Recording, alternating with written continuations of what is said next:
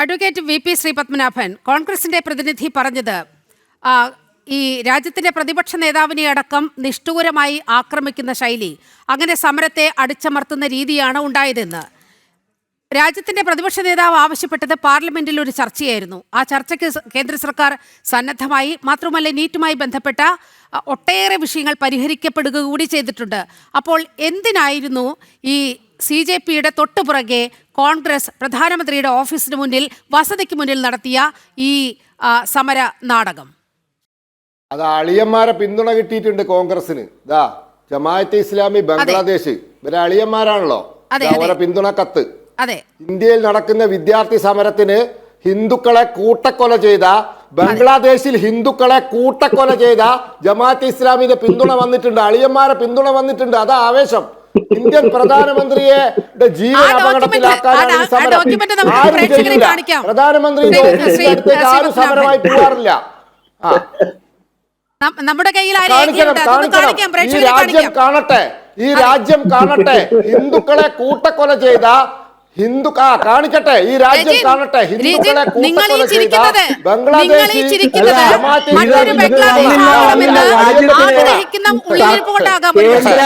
കേന്ദ്ര സർക്കാരിനെതിരെ തിരിയുന്ന എല്ലാവരും ഇങ്ങനെയുള്ള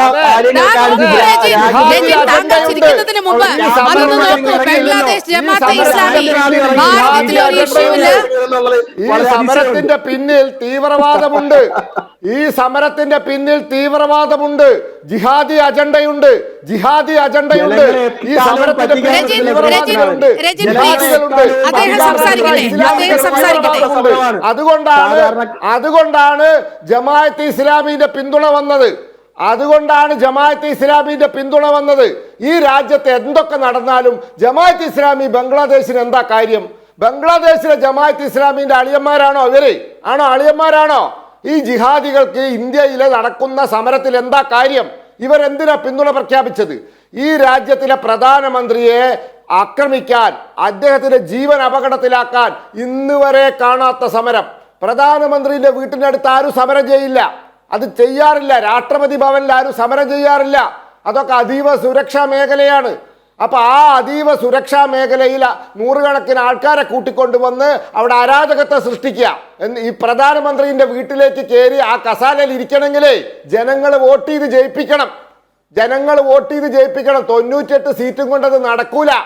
98 സീറ്റും കൊണ്ട് അത് നടക്കൂല. അതിന് ജനങ്ങൾ വോട്ട് ചെയ്തിട്ട് 273 സീറ്റ് തരണം.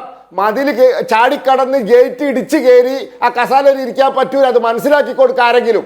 ഇയാൾക്കാരെങ്കിലും മനസ്സിലാക്കി കൊടുക്കുക രാഹുൽ ഗാന്ധിക്ക്. അപ്പൊ അതുകൊണ്ട് ഇവിടെ സമര ആഭാസമാണ്.